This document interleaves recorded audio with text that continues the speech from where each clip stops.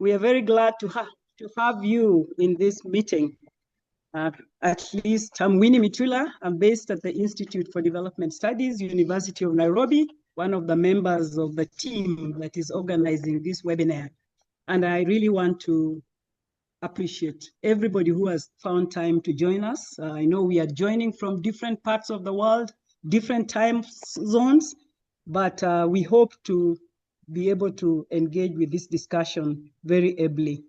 I need to just briefly talk about, let you know that the meeting is, you can see the posters behind there, the Global Humanities Alliance is the network that is organizing this. That's a network of 8 universities, which are actually committed to advancing critical conversations and initiatives through intellectual partnerships, dialogues among scholars from diverse backgrounds.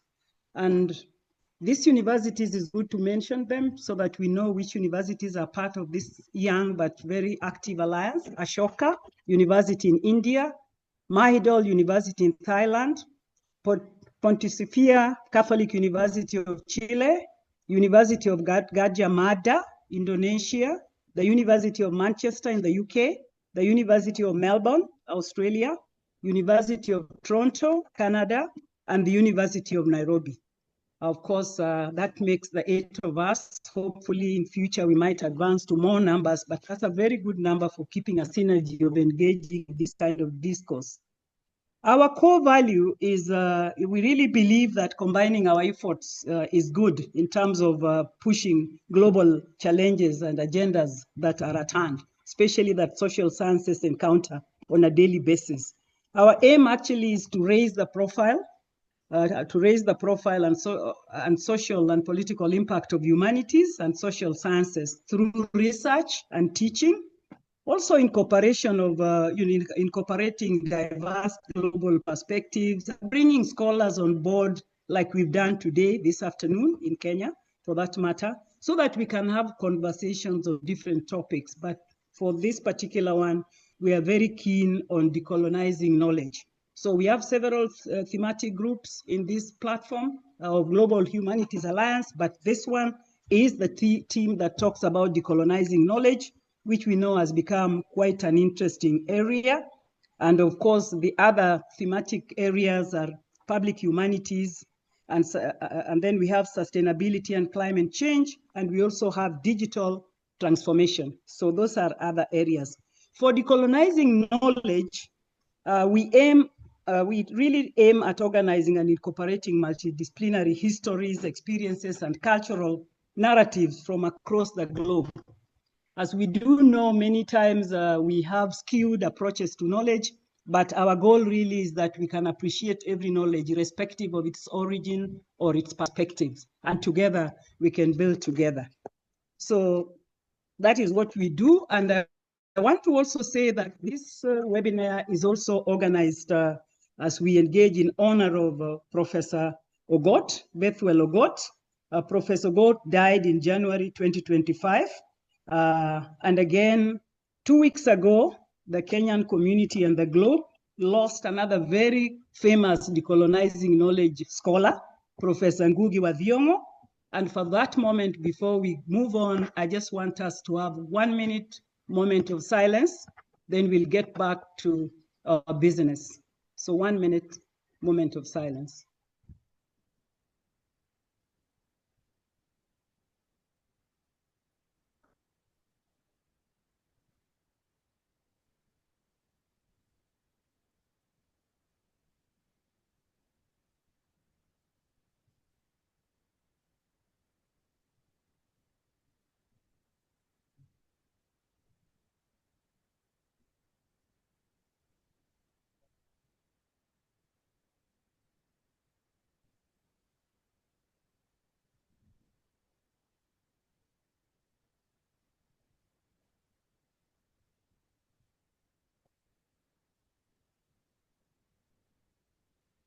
May their knowledge and contributions they made to social sciences and humanities continue to guide us and to fill our young scholars with knowledge and endowment.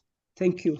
These 2 scholars researched, wrote, and engaged with this concept that we are going to be dealing with today.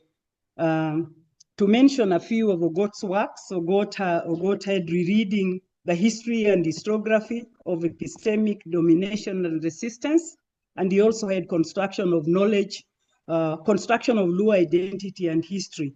Then Professor Ngugi wa Thiong'o had a very famous writing, Decolonizing the Mind, where he argues that colonialism of the mind is harder to detect and to eradicate. Those are really powerful words as we wait to roll out this discussion. I will now just try and give you briefs, very short briefs of each of our panelists, so that we can straight away get into our discussions for this afternoon. I'll start with the first one among them, and hopefully, I hope her face will be able to be seen. It is Julie MacArthur. Julie, you can raise your hand, at least so that there you go. Dr. Julie is an associate professor of African history at the University of Toronto. Her research interests revolve around cartography, geographic imaginations, and indigenous practices of space, liberation movements, decolonization, and alternative sovereignties, film and visual culture, and memory and representation in constructions of community, power, and dissent in modern Africa.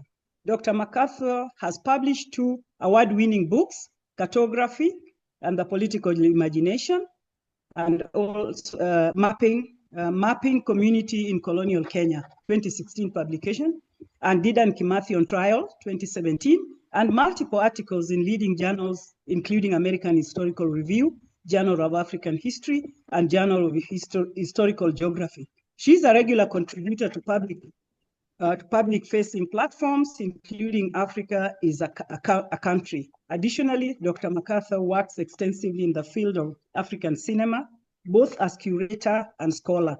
A current project entitled Forest Rebels combines historical work on African liberation movements and decolonial practices. Her interest in research creation methodologies and African cinemas is something to mention. Then we have Dr. Ombogi. Just raise up your hand, please. Dr. Ken Ombogi. Dr. Ken Ombogi is a historian and senior lecturer at the University of Nairobi, where he currently serves as an associate dean for research and postgraduate studies in the Faculty of Arts and Social Sciences. He is an immediate former chair of the Department of History and Archaeology. Dr. Ombogi's academic formation spans 3 continents. He earned a PhD from the University of Cambridge in UK, MPhil from Jawaharlal Nehru University, India, and a BA from University of Nairobi. His interdisciplinary research interests include the social history of medicine, African statecraft, and the history of ideas. Ombogi has held leadership roles across academia, public institutions, and international bodies, including service as a chief executive officer of the Kenya Utalii College, Pioneer Hospitality College. His works include Submerged Narrative, The Untold Side of Makan Singh's Story in Makan Singh, a revolutionary Kenyan trade unionist, edited by Shiraz Duran, and then Culture and Nationalism and Politics in Kenya, Interlocking Facets of an African Society in African Culture in the 21st Century. I then now go to Pablo. I wonder whether Pablo has joined us. Pablo Scaffy? He's here. Oh, great. Hi, Pablo. You're welcome. John Pablo Scaffy is an assistant professor of international relations at the Institute of Political Science at the Catholic University of Chile. He received his PhD from the University of Cambridge. He was a visiting scholar at Columbia University, UCL, Institute of Americas, and a Fulbright fellow at the Elliott School of International Affairs, George Washington University. He is the author of The Hidden History of International Law in the Americas, Empire and Legal Networks, published by Oxford University Press. He's also co-editor of The New Pan-Africanism and the Structuring of Inter-American Relations, published 2022, and Creation and Hegemony in U.S. Latin American Relations, revisiting the Western Hemisphere.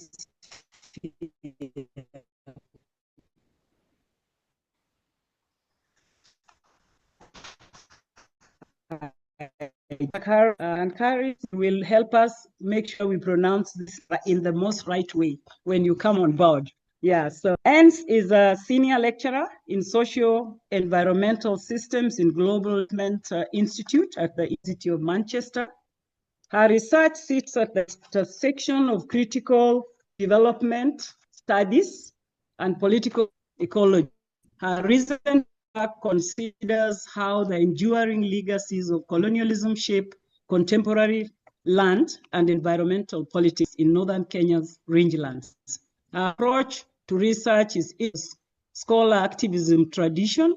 Her book, co-written with Brooke Basiglio of University of Birmingham and Ramson Kamushu, Settler Ecologies, The Enduring Nature of Settler Colonialism in Kenya, published by University of Toronto Press, reflects on how settler colonial power endures through certain species and ecological relations. Her new research project, titled Carbon Rangelands, focuses on soil, carbon, and biodiversity credit markets in Eastern Africa's pastoral rangelands. So colleagues, as you can hear, we have a list of people who have worked in areas related and directly on this theme of decolonizing knowledge, and they will start sharing with us their perspectives. We've organized it in a very interesting manner. There are a few questions they engage with in turns, a total of 3 questions, and we are going to start with the first one, and we will be having Julie going first. And here we want the 4 scholars to engage with a question of in what ways do disciplinary boundaries enable or inhibit the colonial research practices that we engage with in our everyday life. So Julie, give us a go at this as we go around.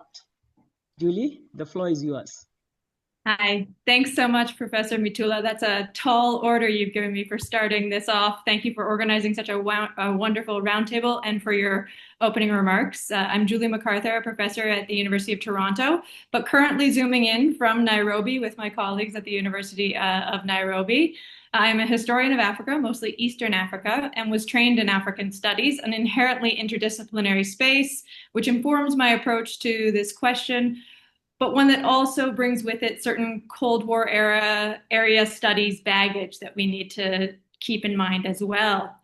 I want to also start with recognizing and honoring the 2 giants of Kenyan and global intellectual thought that we've lost in the past few months, Professor Bethwell Ogot and Ngugi wa Thiong'o, both of whom I had the privilege to count among my mentors, particularly due to introductions from my former professor, John Lonsdale, who is here today. And all 3 had a profound influence on my understandings of the discipline of history and of the possibilities of decolonial research, whether we use that term for it or not. Many remember Ogot and Ngugi as often being on opposite sides of heated debates over nationalist histories, particularly in the 70s and 80s. One accusing the other of being an imperial historian, the other returning fire against what he deemed partisan or ethno-mythical histories.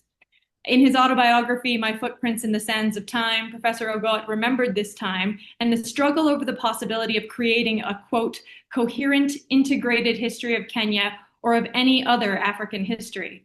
And he opined, quote, what the radicals did not ask is whether history can be made a part of a single framework without distorting it. Can a plurality of stories and jarring perspectives fit into a coherent understanding of the Kenyan past? Here, Professor Ogot was in some ways speaking to a decolonization of the very field of history in both Kenya and far beyond. Disciplinary boundaries had privileged a colonial appreciation of knowledge production in its singularity, in particular that found in the written form and the so-called empirical epistemologies, and inhibited the study of African societies and cultures, an active denial of them, a denial Ogot actively worked against from Ogot's pioneering work to gain recognition for oral sources and African historical traditions, as well as interdisciplinary practices as valid historical method. For Ogot, in the same autobiography, decolonization, quote, does not only mean the transfer of alien power to sovereign nationhood, it must also entail the liberation of world of spirit and culture. And when read this way, Ogot's perspective reads, in fact, quite parallel to Ngugi's landmark cultural text already mentioned, Decolonizing the Mind, in which he argues, quote, the domination of a people's language by the language of the colonizing nations, and which he extended to the conceptions of history, he says, quote, was crucial to the domination of the mental universe of the colonized. Perhaps Ogot and Ngugi's projects were closer in intellectual orientation than might have been previously appreciated. Ngugi had reason, as did Ogot, to be suspicious and indeed often dismissive of colonial languages and disciplines. And if you'll allow me a brief anecdote, a few years ago, I was working on publishing the trial of Kenya's most famous anti-colonial leader, Field Marshal Dedan Kimathi. His archival trial that led to his execution had been missing for 60 years. In 1976, Ngugi and the late Professor Michere Mugo had penned a landmark post-colonial play entitled The Trial of Dedan Kimathi, which had filled the gap and produced a mythic final stand for this liberation leader. I had decided early that I would not feel right about publishing the archival trial in its entirety, along with reflections from eminent scholars in the field, without a contribution from Ngugi and Michere. In the preface they produced, they proclaimed, quote, Kimathi was being tried by the very system he was sworn to fight. The proceedings were a colonial narrative aimed at simultaneously giving legal legitimacy to the British colonial, quote, system of justice and helping the British propaganda obscure the aims of the Kenya Land Freedom Army struggle. They also called out scholars and historians in particular, not only for, quote, authenticating or condoning such a, quote, kangaroo court. He called on these scholars to not to sit on the fence, but to align with those who fought against such systems and reject their supposed records. I can tell you the publishers were none too pleased with this preface, which at first glance undermined any value in what followed in the book. They asked if we could move it later in the book, in the middle, or perhaps put it at the end, but I refused. I had a very different reading of their fiery preface. It ignited the very messy and often conflictual nature of all archival practice and the historical imaginations they sometimes move in friction against. It alerted the reader from the start to question everything, to consider the power, performative, and always partial nature of such documents, and to, as I put it in my introduction, understand the multiple Kimathis that continue to shape the popular imagination. Within this transdisciplinary dialogue, Ngugi and Michere coming from different disciplinary backgrounds, but perhaps it's equally important being creative writers first, the decolonizing potential of using multiple kinds of sources, archival, oral, and life histories, material histories, songs, literature, archaeology, linguistics, and so on, allows us to come closer to capturing a history that was not singular or disciplined by colonial ways of knowing, but rather reflected the plural, entangled, and multiple social truths of lived and living history. And I'll just end with this. As Ogot argued, quote, the decolonization of knowledge is a crucial step in ensuring that Africans worldwide retake control of their own destinies and histories. Thank you. Thank you. Thank you very much, Julie. The debate and discussion continues with Ken Obogi weighing in. Go ahead, Ben, Ken. Thank you, Winnie, and thanks, Julie, for those nice opening comments. They make my life very easy. Colleagues from Nairobi and across the world, and including our senior colleagues, including my teacher and mentor, Professor Lonsdale. It's good to see you. Friends, it's really amazing that we meet in this manner, and it really goes to show the endless possibilities which come with entanglements of the digital age and the space. So it's great. I just want to make my comments, Prof. Winnie, more focused on Ogot, because I'm a historian. I will say probably just very little about Ngugi as we move on. And I'm glad that Professor Julie mentioned the two, but allow me to focus more on Ogot. Now, I appreciate that we are not talking about Ogot or even Ngugi, but honoring them. Be that as it may, the brief comments I want to make, I come from the perspective that there is a fundamental way in which from his work and life, Ogot directly answers your question, Professor Winnie, on how disciplinary boundaries hinder or promote colonial research. Now, undoubtedly, I appreciate that Professor Alan Ogot was a child of empire, and I'm sure you will agree with me on this. It was a child of empire, colonial empire, literally, both as it is beneficiary and also as it is critic. Born into the colonial duality of Christian mission and ancestral belonging, he embodied what one might call a fascinating contradiction. A historian trained in Eurocentric tradition who defied it. His scholarship, in a way, exemplifies what I see as an intellectual triple heritage. And I'm using the word triple heritage away from the sense in which Mazrui used it in the 80s to mean Ogot blending indigenous memory, colonial archives, and global narratives. Therefore, we use the prism of Ogot's work and life to answer the question that Prof. Winnie raised in two ways. One, in very broad terms, Ogot demonstrated that disciplinary boundaries, widely designed to order knowledge, often reproduce colonial partitions of epistemic labor. In this wide matrix of colonial epistemology, history was treated as a Western empirical science, anthropology as the study of the exotic other, and African languages, which of course Ngugi talked a lot about, regulated to the folklore. Ogot's rebellion was subtle, but profound. He inserted Africa as a subject, not an object of study, as a knowing agent with its own timelines, crises, and ways of remembering. That's the first thing that we learned from Ogot, that disciplinary boundaries are ever important, and if we are not very careful, they can reproduce the colonial trajectories of knowledge.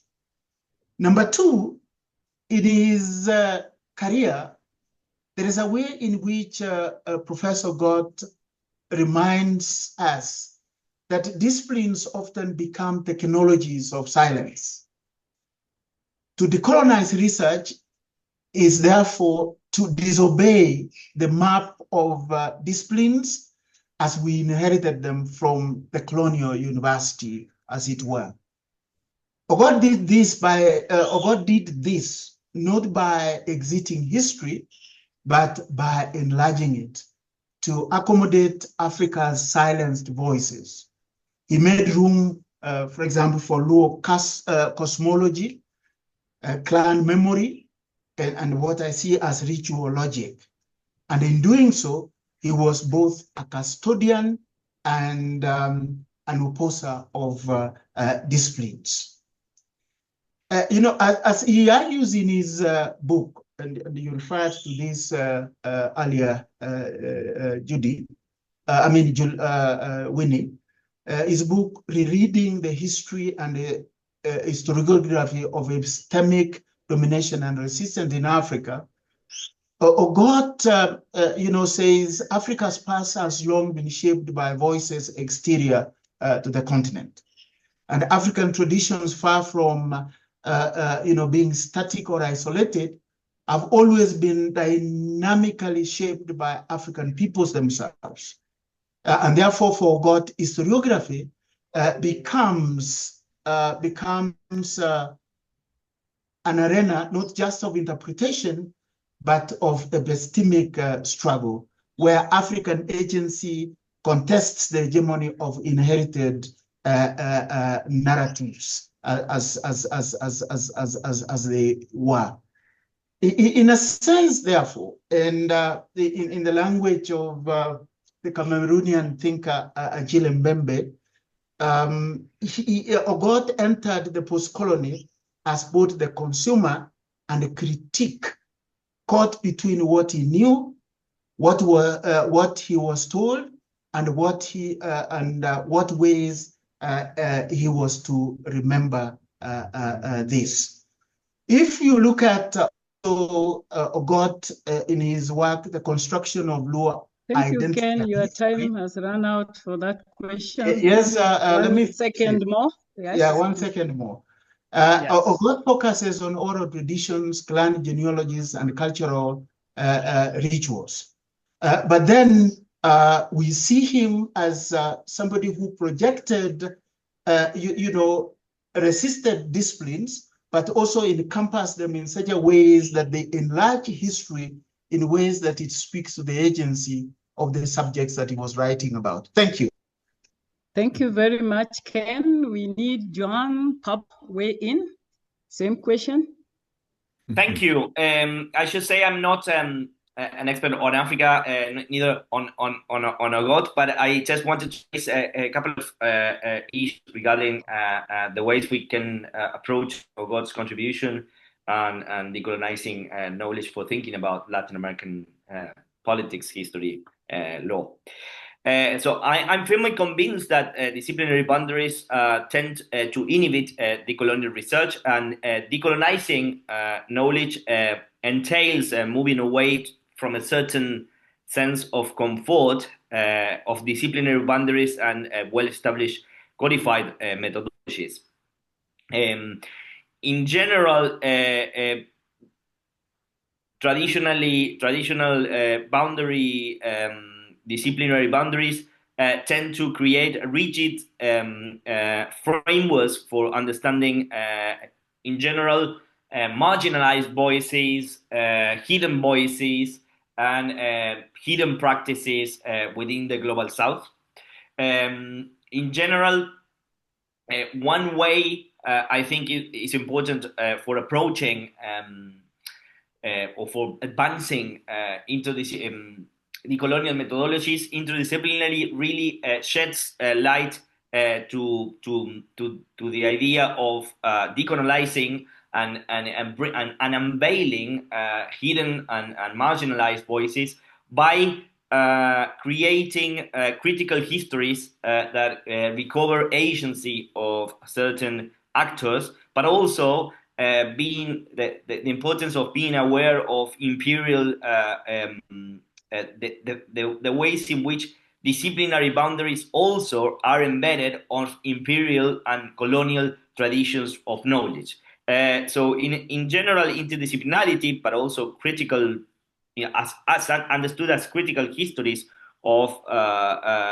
marginalized voices in the Global South, can provide tools for unveiling and exploring hidden histories and voices. So in my own case, I have used provocatively the term hidden histories to show that the history of international law in the Americas was strongly embedded of imperial traditions of US dominance in the Western Hemisphere and in Latin America, but at the same time, as a way to shed light, my book, The Hidden History of International Law in the Americas, to shed light into the fact that a part of that hemispheric history also consisted, has long been understood, unveiling to some extent the agency of marginalized Latin American voices, projections, and agencies in these debates about international order, in the Western Hemisphere, in the Americas. So that is to say that unveiling these marginalized voices in the Global South, in a way, is epistemic attitude that entails an interdisciplinary angle of research, and also as a way of recovering different practices, different approaches of marginalized voices from the Global South, and how the contributions need to be unveiled in order to be included within the practices of knowledge production, and also the practices and histories of international law and order in the Western Hemisphere.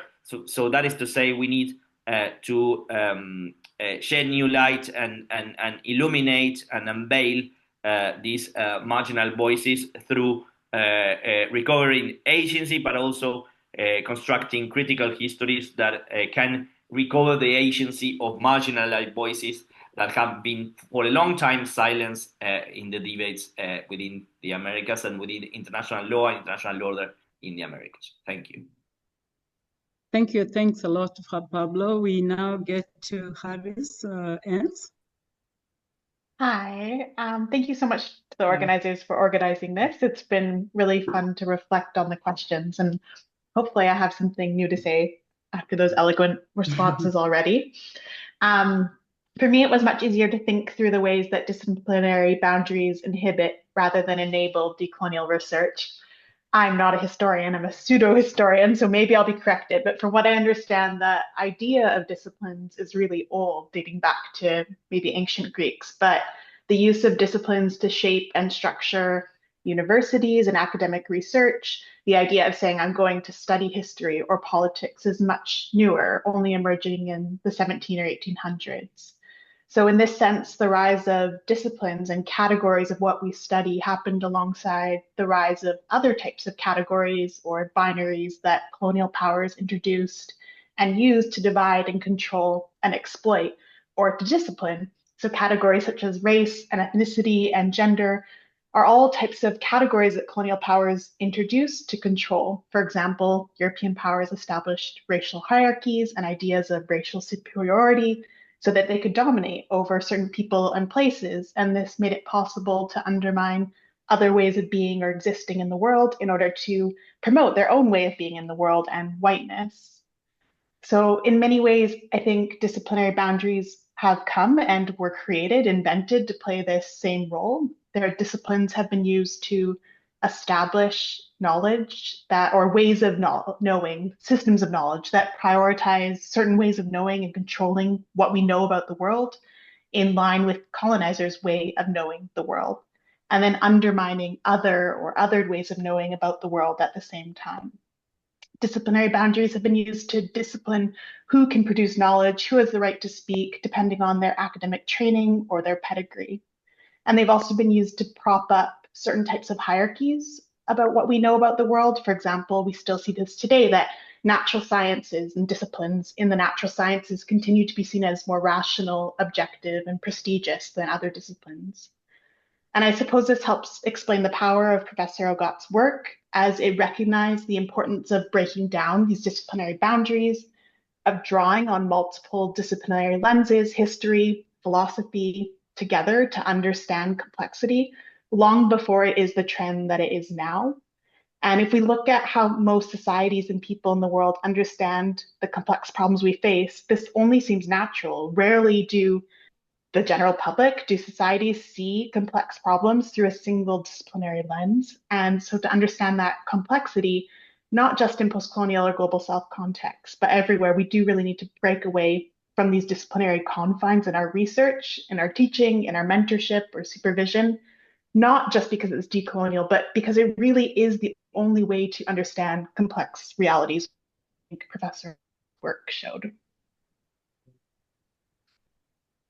Thank you. Thank you. Thank you, Ernst. Well, we will continue with this discussion, but I quite encourage everybody to continue contributing to the chat. That's why you can see this meeting has no PowerPoints. It's scholars talking, is a roundtable. So we encourage you to engage with the topic on the chat there. which will be rich and shared as we continue moving on. We now want to move to the second question to engage our panelists with. And the question is, how might different regions, particularly the Global South, reimagine methodological tools in ways that affirm indigenous, local, and pluriversal knowledge? And I want to start from Kenya. So Dr. Kenneth Obogi will go first now, and we hear your reflections on this. Okay. Thank you again, Professor Mitula. I will use again the prism of Ogodi's life and work to answer your question by saying that when I look cross-sectionally, the intellectual practice of Ogod, it offers a vital clue, which I think can answer your question. And this clue is where Ogod seems to argue that methodology must be dialogical, not extractive. It's a dialogue of some kind. And I think for the Global South, the call is not simply to reject the canon, the conventions we have inherited from other traditions, but to find ways of reinscribing local knowledge as co-authors of global meaning. That is my understanding of how Ogot approached. And for sure, Ogot was never anti-Western in a reactionary sense. Perhaps the way one could want to see Professor Ngugi or Professor Maina Wakinyati. He was post-imperial in a very reconstructive sense, if you ask me.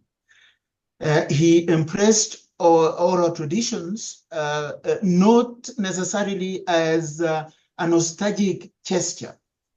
It was a methodological stance that challenged the hegemony of written archives.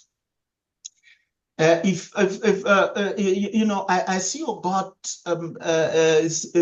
reimagination involving what again Mbembe, the Cameroonian scholar who works in South Africa, calls reopening the archive of the world, allowing not just for more voices, but for new epistemological grammars to speak. It involves moving from the monolingualism of modernity to the plural perspectives of lived experience. For example, instead of seeing African societies as lacking history because they were lacking writing, Ogot taught us to see history in songs, in totems, in rituals of naming and burials, to recognize that Africa has been theorizing all along. And therefore, to decolonize methodology in the Global South is not to mimic the global note templates with new labels, but for me is to listen to the ontologies embedded in local worlds and local knowledges.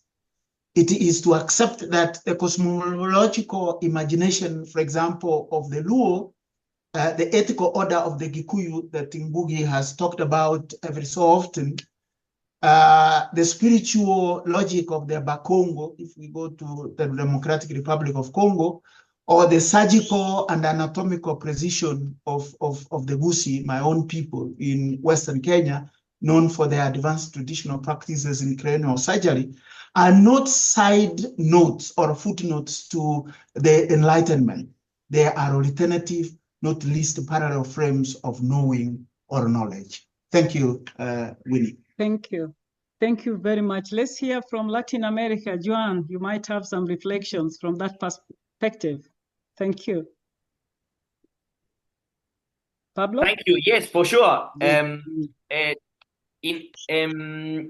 One important thing I would like to stress is that for creating new epistemologies beyond the canon, it's important to denaturalize the folkloric and canonical visions that have been long built about the region of Latin America as connected to area studies. Because generally speaking, the paradox is, as we know, area studies was a dispositive of power of the Cold War period. And in a sense, Latin American studies was a field outside, it has been long a field outside Latin America, but there are no Latin American studies progress within Latin America.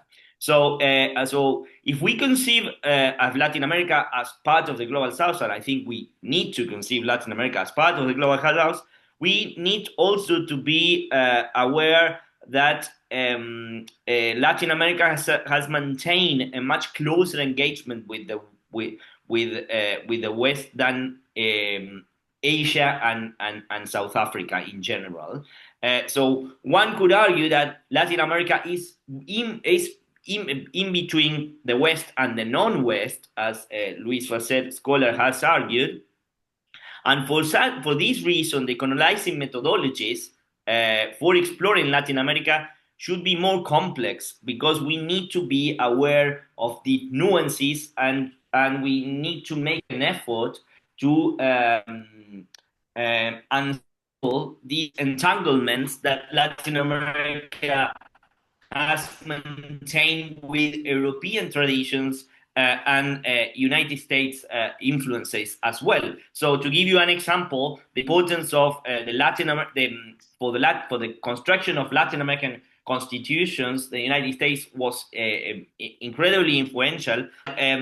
When we think about the role of and the ideas and practices that were bring into Latin American constitutional designs, we need to take very seriously not just simply the patterns, the canonical patterns of those constitutional models that we can study and understand and explore historically, but also it's important to think about practices and Latin American activism in the construction of these constitutional designs. So we need to unsettle these entanglements and these well-established stories about influences in an attempt to recover the connections between activism and intellectual contributions to legal thinking, constitutional thinking that were brought by Latin American Asians.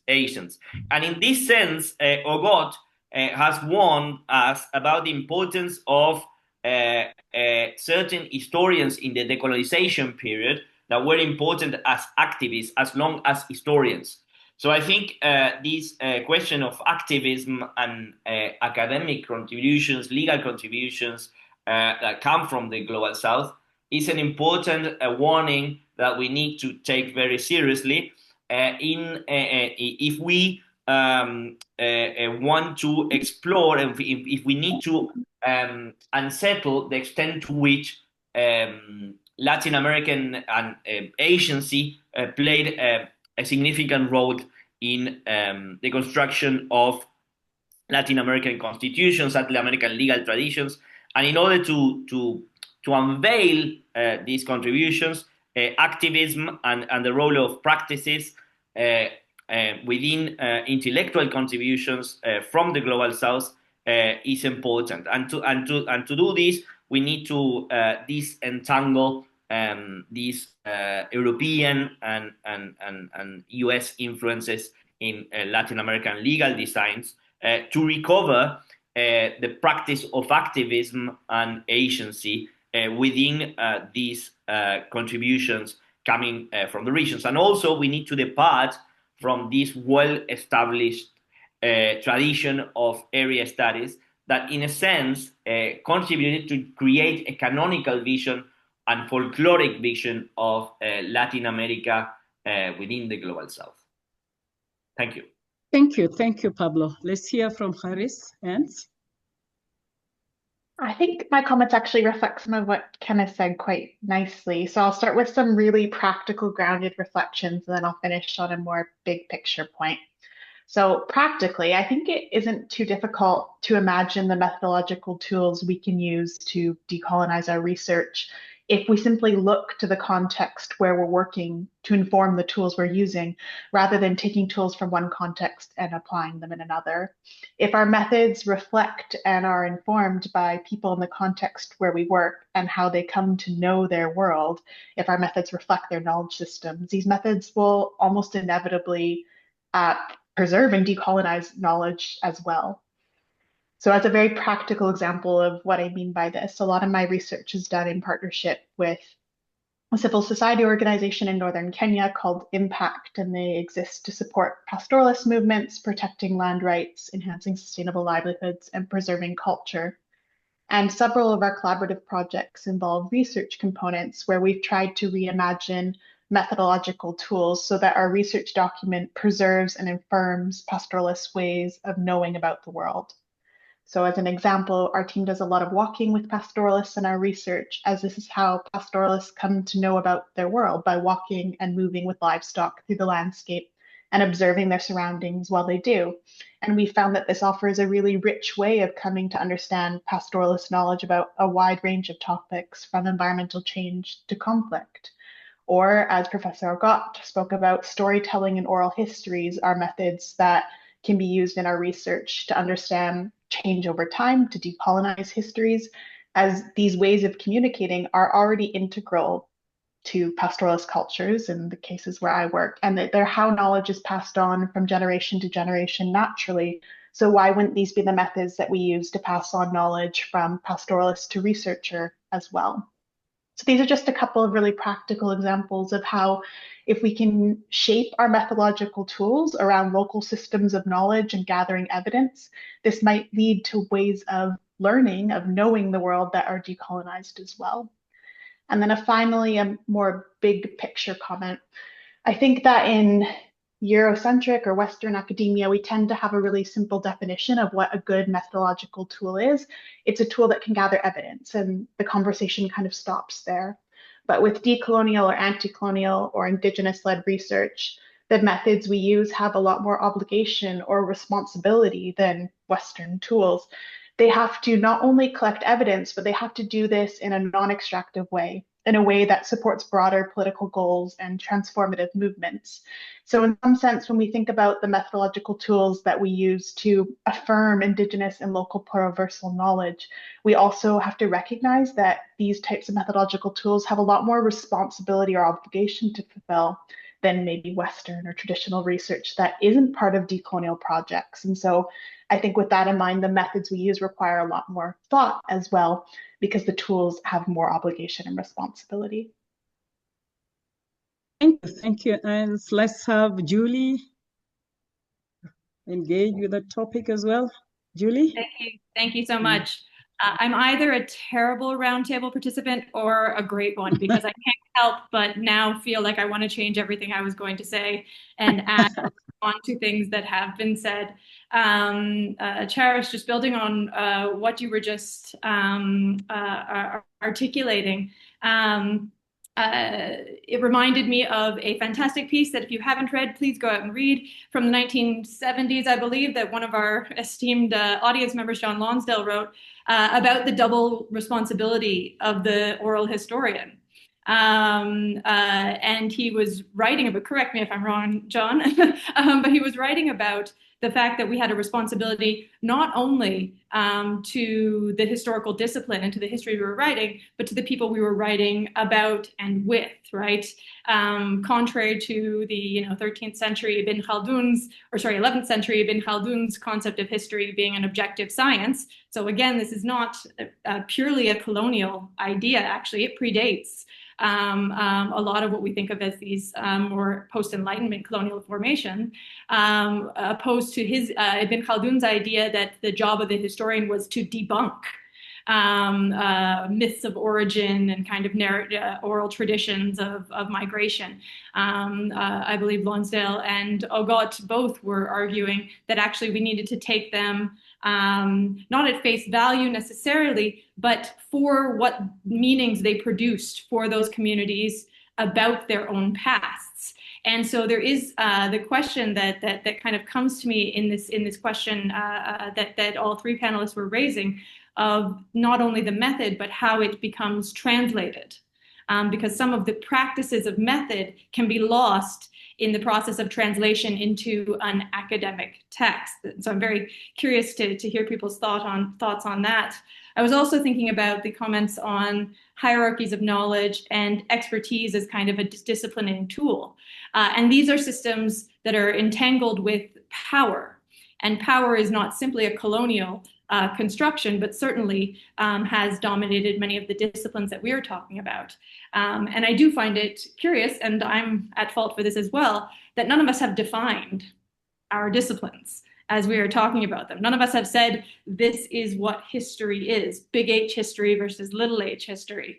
And I think that that's an important point to kind of unpack if we are going to, and we come from different disciplines as well, although I think we're a little historian heavy. And that's an important aspect to unpack if we are going to understand the difference between history as a discipline and history as a practice.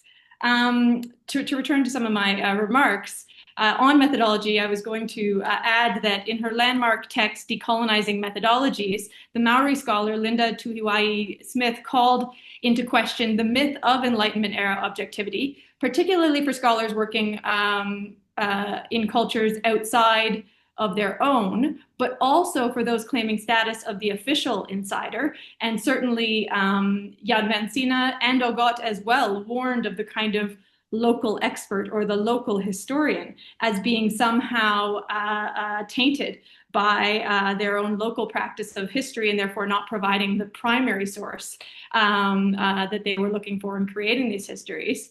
And so this was a caution.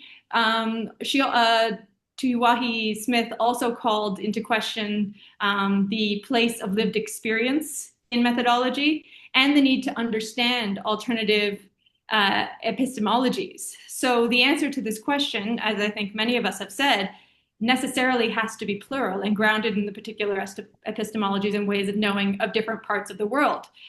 But there are many colonial ways of knowing that need to be unlearned in these methodological orientations, and I'll offer just three brief ones. First, that the written is not an evolutionary stage and holds no greater truth value than the oral, and both deserve to be held to the same critical gaze, understanding their different valences and languages.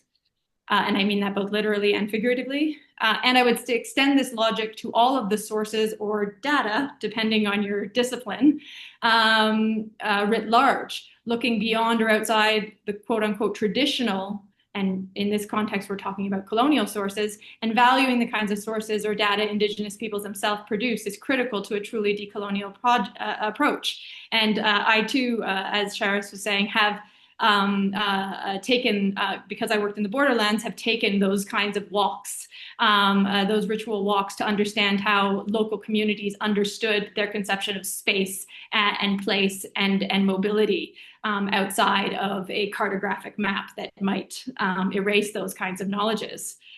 Second, and this is a really brief one, but hopefully we can open it up to discussion, that time is not always linear, and space is not always singular, and neither are ever stable. And this destabilizes, in many ways, a lot of our methodological tools, particularly the historian's favorite footnotes.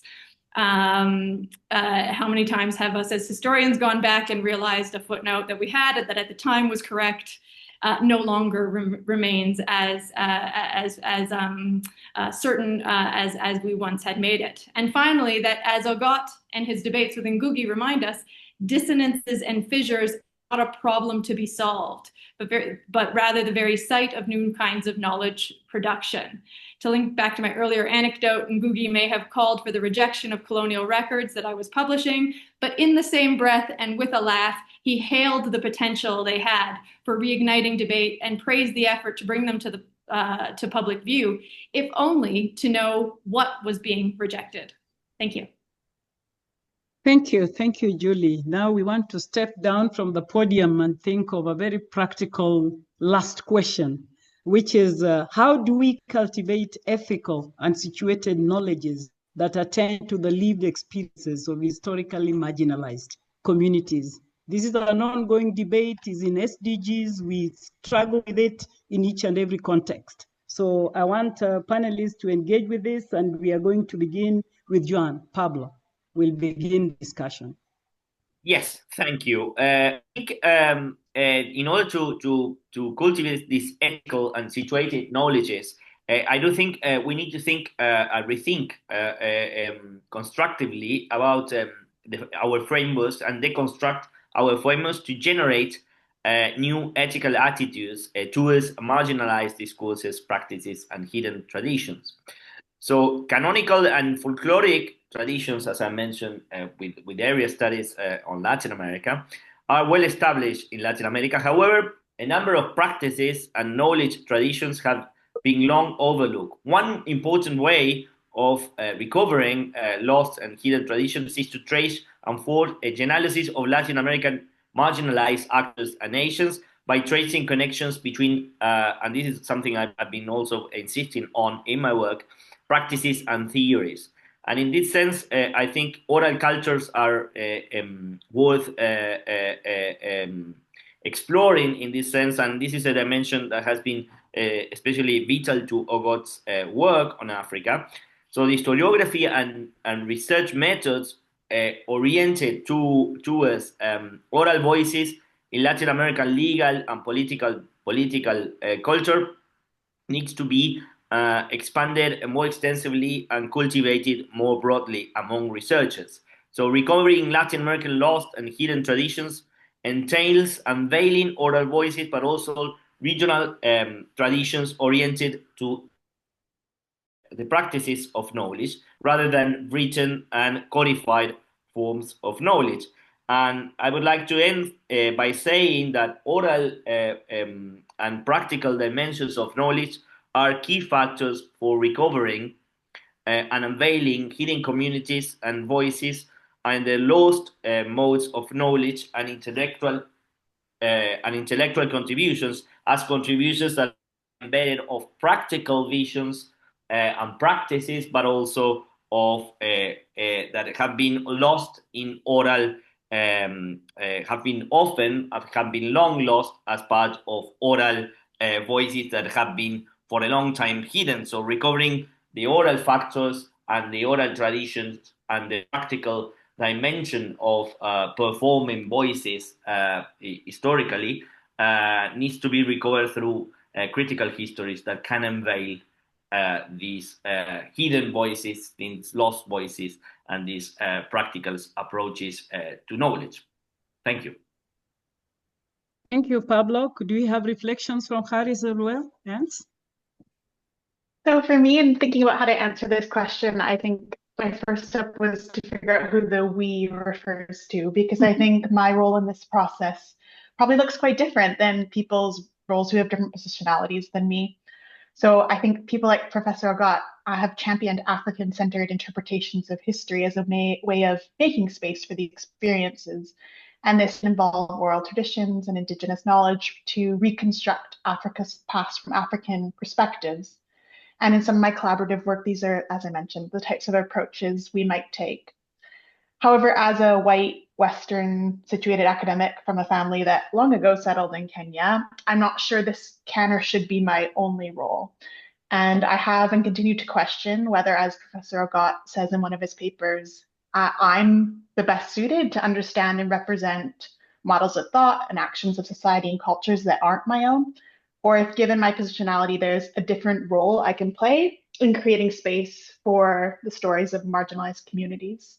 So in some of my more recent work, such as my book, rather than focusing on how Africa and Africans have been misrepresented in research and finding ways to change these representations, I focused more on changing how white settlers or white people in Africa's conservation sector have also been misrepresented in research, but in different ways.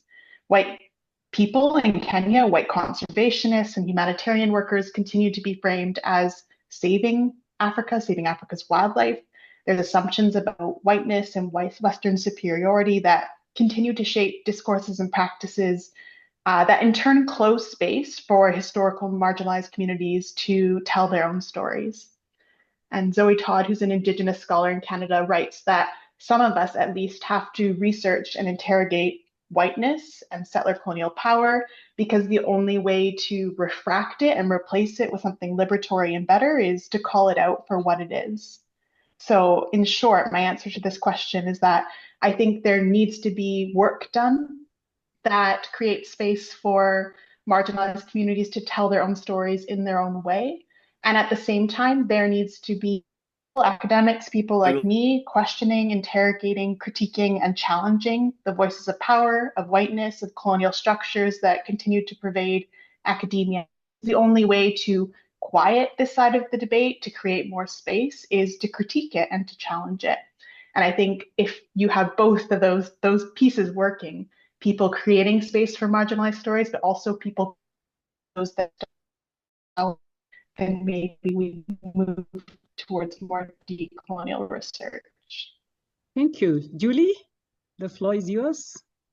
Thank you so much. It's perhaps the hardest and most pressing question, though they're all interconnected. Building on what Charis just indicated, the we is centrally important. And I can recall when fairly directly Ngugi said about Ogot, who is the we he speaks for? It's certainly not the people, it's the intellectuals.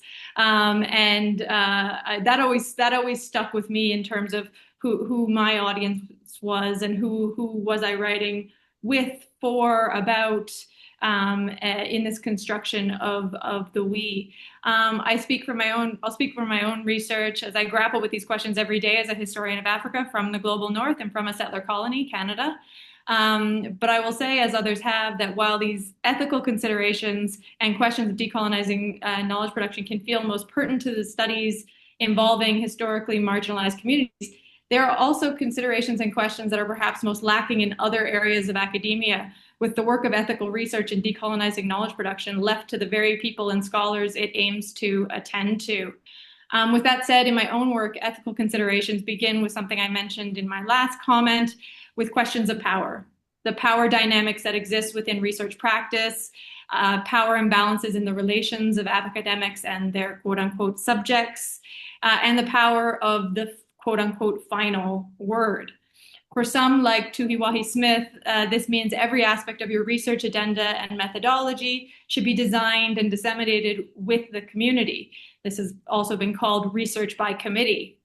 But this can risk striving for consensus and silencing dissenting voices within the community, which can also replicate power dynamics that exist within any community. For others, especially pioneering feminist scholars, this can mean approaching your research with an ethic of care, guiding the research methodology, radical empathy with any subject, the living, those past, animal, environmental, you could go on, and a web of mutual effective responsibility, as Caswell and C4 have argued.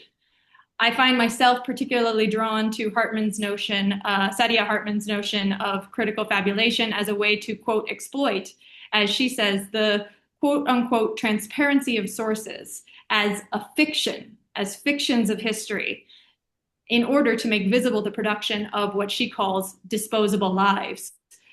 For me, this means reading archives, in my case, colonial archives, both along the grain with all of their performative and suppressive functions, and against the grain for the African voices that write themselves into the archive and refuse to be silenced, refuse to be subverted to the colonial objects.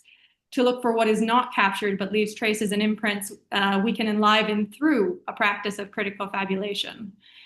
While colonialism was always brutalizing, I do not agree with those who see colonialism, particularly in relation to knowledge systems or consciousness, as totalizing or entirely hegemonic, however much it violently attempted to project itself as such.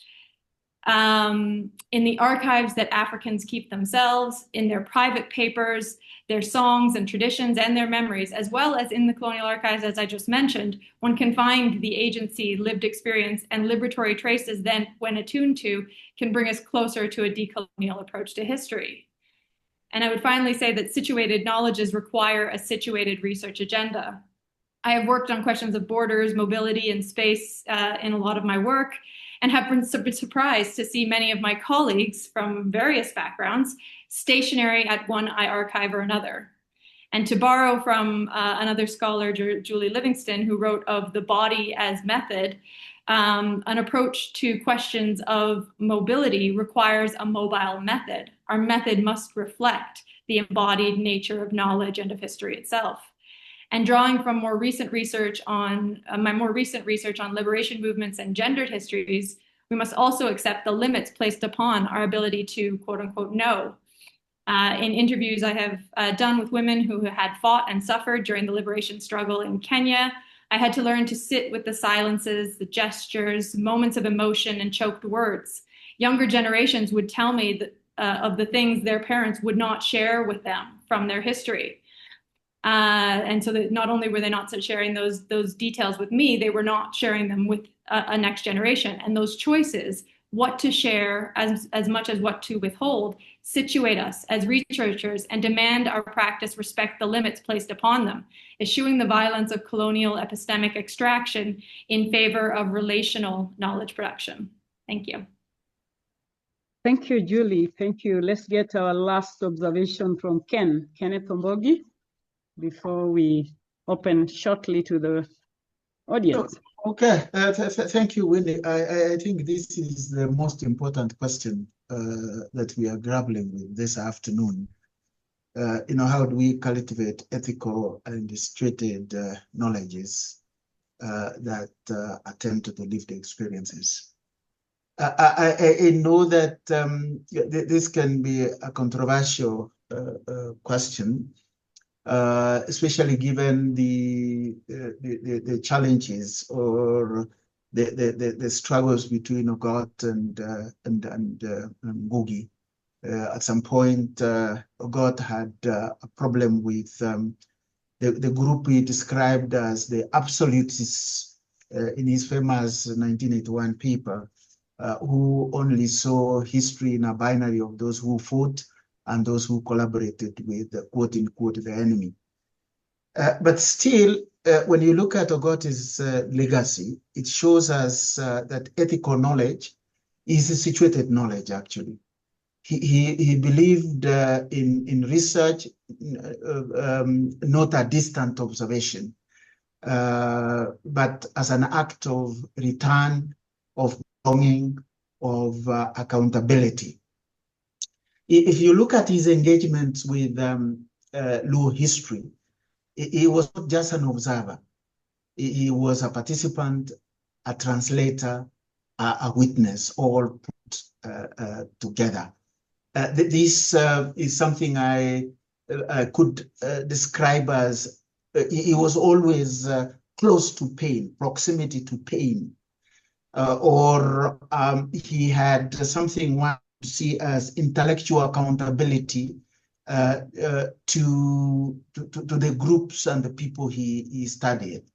So from there, then one can conclude that to decolonize method ethically is to kind of listen with more than the ears. I think Julia has touched on this.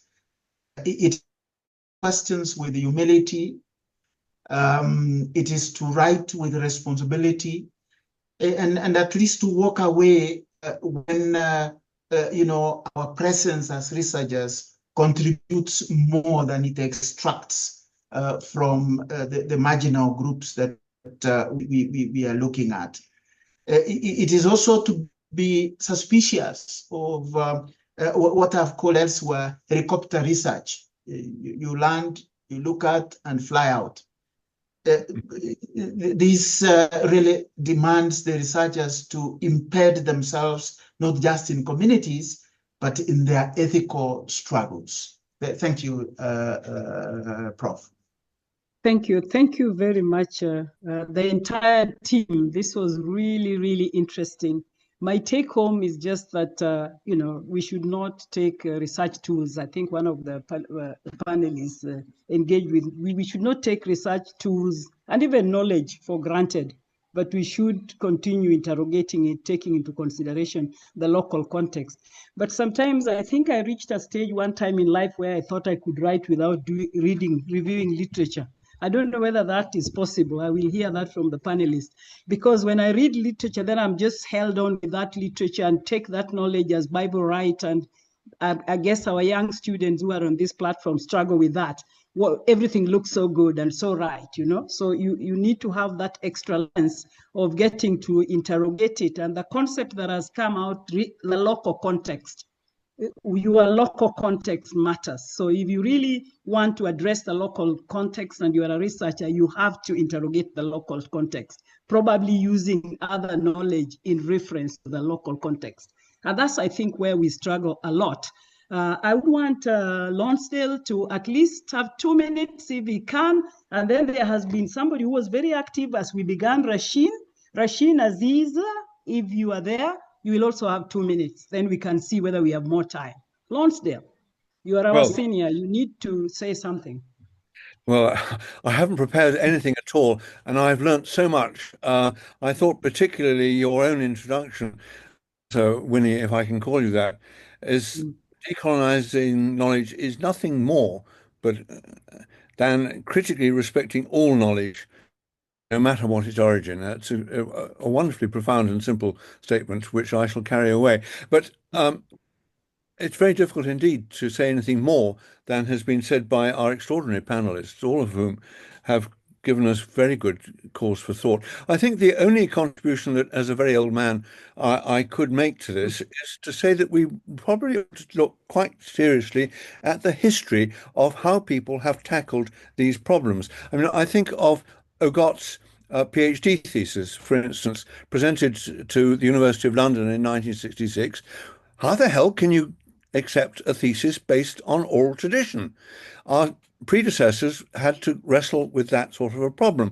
I faced that same problem myself 10 years later when Richard Waller, one of my more distinguished students like Julie, presented his thesis on the 19th century history of the Maasai, and he asked to be able to have an appendix with his oral traditions set down as he had heard them. And the chairman of the degree committee at the time, a very reactionary, I think, historian, Geoffrey Elton, said, we can't possibly accept this kind of stuff. How do we know that the candidate hasn't made it all up? And the situation was saved, and this is the interdisciplinary and ecumenical point. The situation was saved by the professor of medieval European history, who said, look, oral historians must have worked out ways of interpreting, of criticizing their sources. After all, I know that all the written sources I work on medieval religious history, they're all forgeries. They were forged by ecclesiastics to produce rights to properties and jurisdictions and so on, and they were all invented.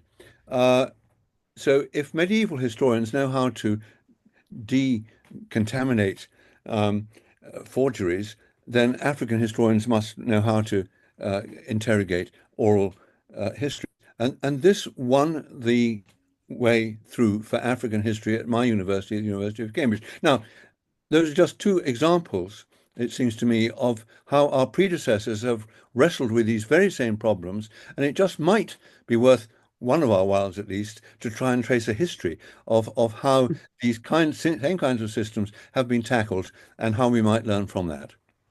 Thank you. Thank you. Thank you, Prof. Thank you. Rashid, are you still with us? Rashid? Yes, I am, Prof. Go ahead. Yeah, go ahead. Thank you so much. Good. Yes, thank you so much. One thing I've seen about decolonization, as Africans, we keep talking about decolonization. Even the biggest conference on African studies is held in the US, ASA, African Studies Association. So as Africans, what shapes Africa, the policies that shapes Africa is, or even the lives of Africans are being determined outside Africa. So the first thing I asked earlier is, We can't even talk about decolonization if you can't ask yourself as African, what does Africa means to me? We have a whole lot of scholars sitting outside of Africa who are waiting, for example. We have a whole lot of people who feel Africa is just a resting home. Whenever they're on holiday, let me go back to that shithole and sit there. So we can't have these difficult, as individuals and as Africans, as scholars, we must have this difficult conversation with ourselves and ask ourselves, what does Africa mean to us? Because if we can't answer that, we will only be looking at the future optimistically while living in an endless present. And we know colonialism now, as Osagefo Kwame Nkrumah wrote in his book, Imperialism, the highest form of colonialism. Colonialism now is not the hard form of colonialism. It is soft. That is what Joseph Nye calls soft power. Nobody will bring gun. Now, you will do it naturally. There are things they will give to you, pegs. You will follow it. One thing I did, for example, is to name my son. I have one child. I named him Samir as a way of decolonizing, because when I read the work of Samir Amin, I said, no. So whenever I look at him every day, I remember, oh, Samir Amin, this is that. I remember Afro-optimism. And for example, in class, a way I try to decolonize is by giving example of African leaders that have done. Osagefo Kwame Nkrumah, Mwalimu Julius Kambarage Nyerere, Pixley Kaisa Kaseme, Thabo Mbeki, this, that. So my students, I introduce them to Africanist text. Even one of my research work on creativity, because I'm in human resource management, I wrote it on how can we solve emerging world problem. I now wrote we can solve this problem using a philosophical term in my own language, Ajumoshe, that is doing together. But everybody thinks I will write collaboration. But in my term, we call it Ajumoshe. A new language I am trying to learn is Kiswahili. I don't want to learn French. I don't want to learn Portuguese. It's Kiswahili. Abariza Subui. All this, I'm trying to pick each one after the other so I can decolonize. I want to write in Kiswahili. I don't want to write in French. So as knowledge, as scholars, as individuals, we must first ask, what does Africa mean to us? If we can't answer this, we would only, again, be looking at the future optimistically while living in an endless present. Thank you. Thank you. Thank you, Rashid. Thanks a lot. Radha Upathaya, are you still with us? 1 minute or two, Radha? If Radha is not there, Njoka? Thanks, yeah, go I'm ahead. here. Go ahead. Yeah.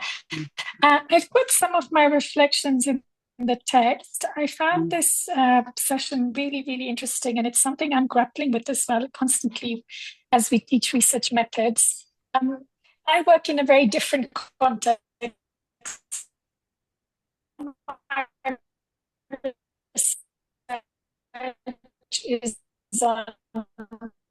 Your network. Big Sorry banks, for that. big for confirmed in project one. You can't hear me? Oh, now I'm hearing you. It's been bad when you began. Just try it again. Go ahead. Okay, Njoka, get ahead if you're still in. John Njoka. Okay, Basil, back to you. Do you have any you are seeing in the panel that you want to engage? James Omolo. James Omolo. James Omolo, get ahead. There is Matthew. Left.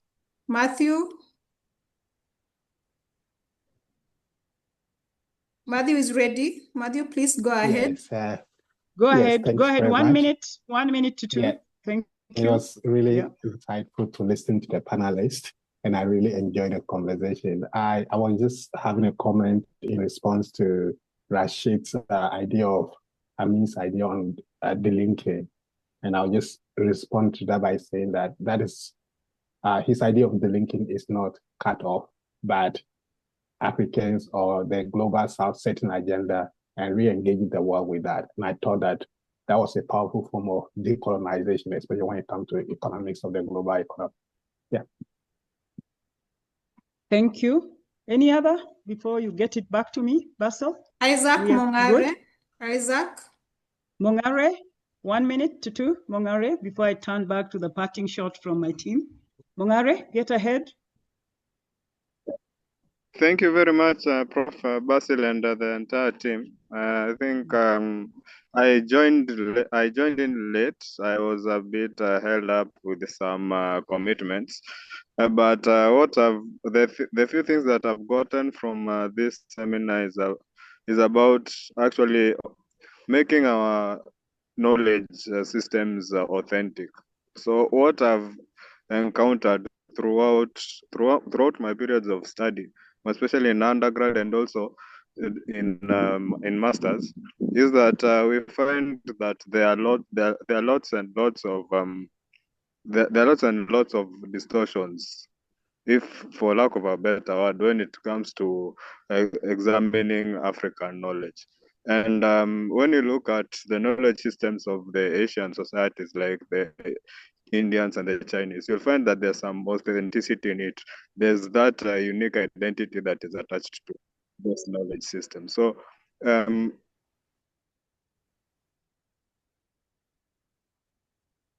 Thank you, Isaac.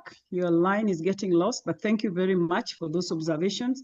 I want to get back to my panelists, and you have, each one of you has a minute to just... What I'm grappling with is that Isaac? How can we as African scholars actually make our knowledge systems authentic? For instance, was first documented Thank by you. Isaac, foreign. So your line that is is something not that good. I look forward to interact with, and I thank you very much. Thank you, Isaac. Your line was disconnecting, so I almost threw you out, but Hello. thank you. You brought. Thank you. Thank you. We've heard you now.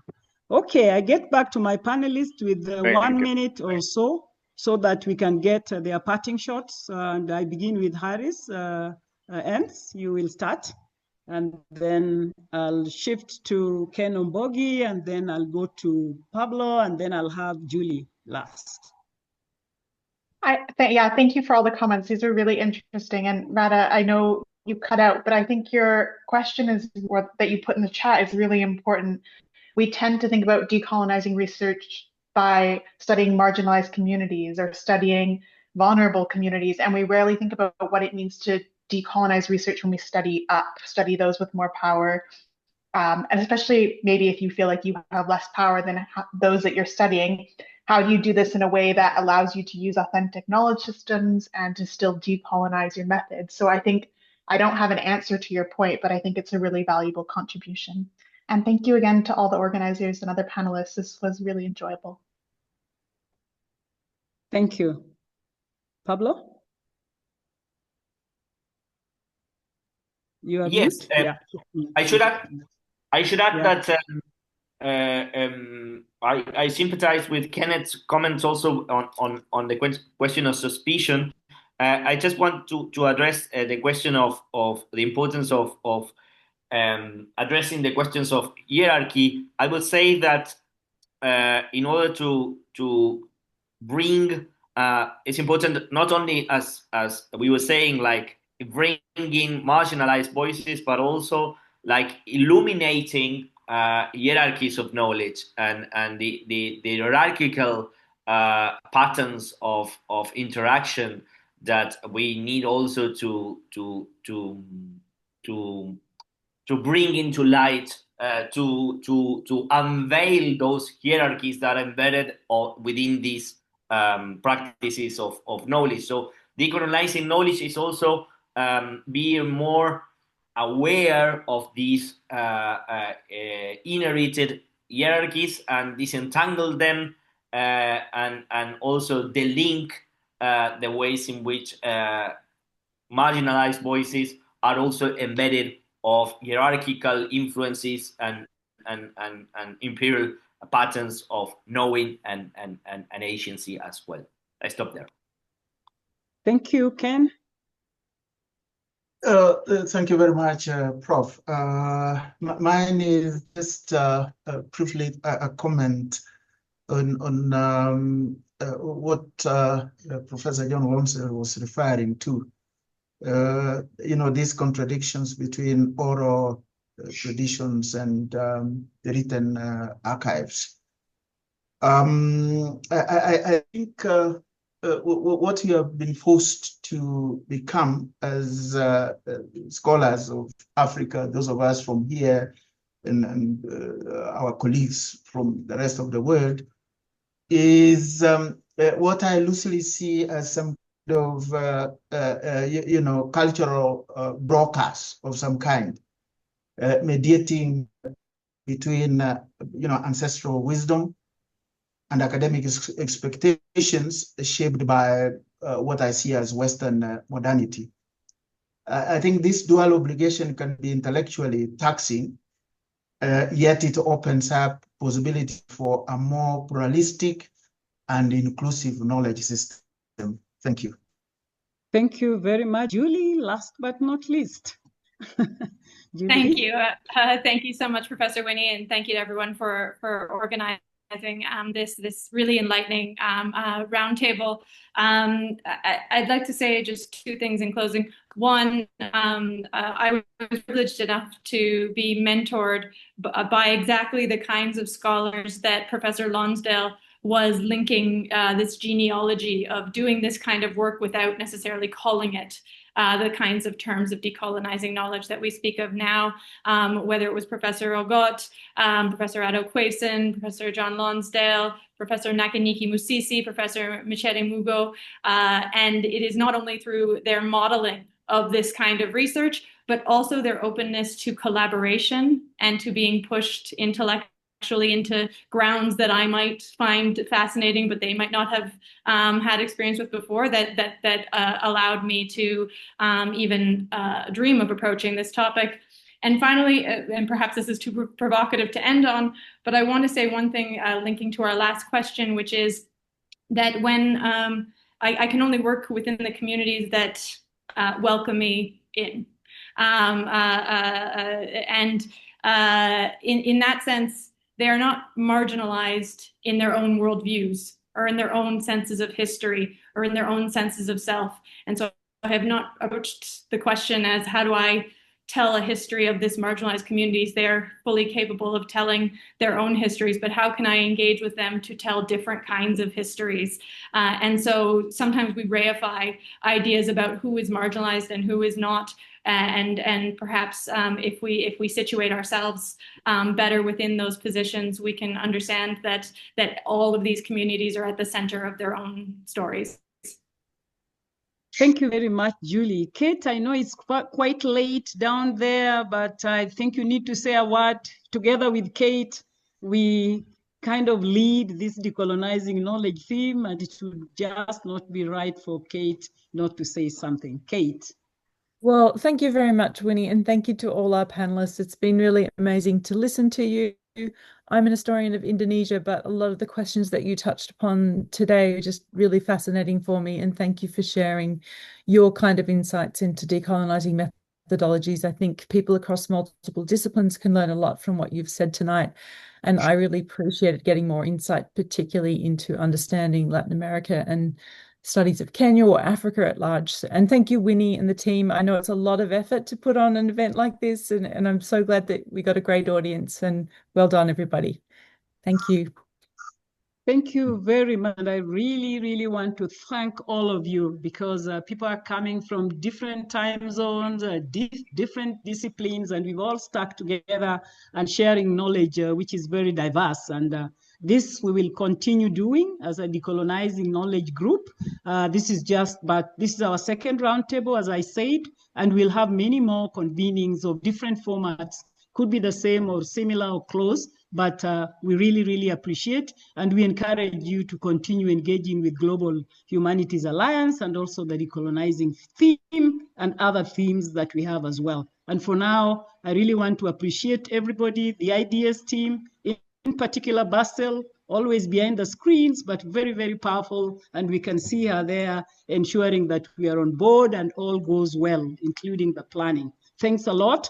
I also want to thank all the panelists and all the participants and our honorable guests, including people like Lonsdale, who have stayed up to the end. Thank you very much. Thank you all very much. For now, we close the day, and you can always wave, open your cameras, and we can be saying bye to each other. Wonderful. Bye. Bye-bye. Bye, everybody. Thank you. Bye. Bye. Thank you. Good night. Bye. Good afternoon. Bye. Good Bye. evening. Good morning, everyone. Good morning, good evening. Bye. Thank you. Thank you. Thank you. Bye. Where's Basil? Bye, Basil. Hi, Prof. Amir, you did well. Yeah, you can now wind us up, hopefully. We had a very good attendance. We went up to 70. Oh, that was quite good. That was great. I've seen friends I've never seen for years. I've seen Professor Karuti Kanyinga here. Yes, Seen yes. Mary Kenyanjui. Yeah, there's seen- colleagues and friends I've not seen for quite some time, including some colleagues from South Africa and the rest of the places. So we'll share the YouTube link once we upload the recording there. We've also pasted our social media pages, LinkedIn, Facebook, and Twitter, where IDS is most active. Please write to us. We have 2 email addresses, ids@unbi.ac.k or director-ids@unbi.ac.ke. We have our next seminar coming on that, and we'll share all the details once the planning is in place. Thank you so much, the GHA team, Dr. Mbogi. Thank you. Everyone. Thank you. Thank you so much for all your help, Ben. Excellent presentation. See you in other platforms. Thank you. Bye-bye.